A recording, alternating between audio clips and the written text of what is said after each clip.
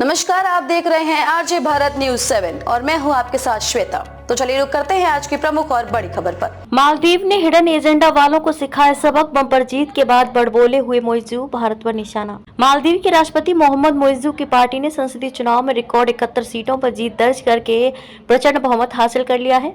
इस चुनाव को राष्ट्रपति मोइज़ू के लिए बेहद महत्वपूर्ण माना जा रहा था। उनकी नीतियों को लेकर भारत और चीन की नजर रहती है। बम्पर जीत के बाद मोइज़ू का बड़बोला बयान सामने आया है। उन्होंने कहा कि आम चुनाव के नतीजों ने दुनिया को दिखा दिया कि मालदीव के लोग अपना भविष्य अपनी मर्जी से चुनते हैं और वे किसी तरह का विदेशी दबाव नहीं चाहते।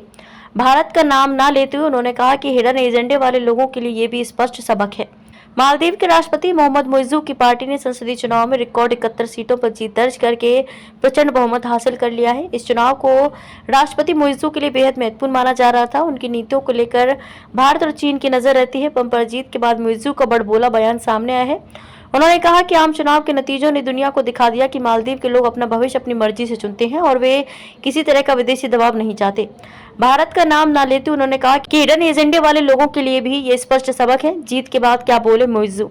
88 भारतीय सैन्य कर्मियों में से अधिकांश को भारत भेजने का फैसला लेने वाले चीनी समर्थक नेता मोइज़ू ने कहा कि हम गौरवान्वित राष्ट्र हैं जो संप्रभुता और स्वतंत्रता से प्यार करते हैं, जिसे हमने अंतर्राष्ट्रीय समुदाय को भी दिखाया है। उन्होंने कहा कि संसदीय चुनाव परिणाम इस बात का सबूत है कि मालदीव के लोग देश के भविष्य को आकार देने में मुख्य पहचान के रूप में इस्लामी आस्था और उसके मार्गदर्शक सिद्धांतों को बनाए रखना चाहते हैं। राष्ट्रपति ने कहा कि चुनाव का नतीजा मालदीव के लोगों के दृष्टिकोण और उद्देश्यों के बारे में शेष दुनिया के लिए एक संदेश है। राष्ट्रपति मोइज़ू ने किसी देश का नाम लिए बिना कहा कि संसदीय चुनाव परिणाम ये साबित करने के लिए भी था कि मालदीव के लोग विदेशी दबाव के बिना अपना भविष्य चुनने में स्वायत्तता चाहते हैं। उन्होंने पहले भारत पर मालदीव के मामलों में हस्तक्षेप करने का आरोप लगाया है और पिछले साल सितंबर में इंडिया आउट अभियान के साथ उन्होंने राष्ट्रपति चुनाव जीता था। राष्ट्रपति ने कहा कि हिडन एजेंडे वाले लोगों के लिए ये भी स्पष्ट हो गया कि मालदीव के लोग क्या चाहते हैं, इसलिए मैं उनसे आग्रह करता हूं कि अब जब चुनाव खत्म हो गए हैं तो वे असंतोष को छोड़ दें। खबरों में अब तक के लिए बस इतना ही।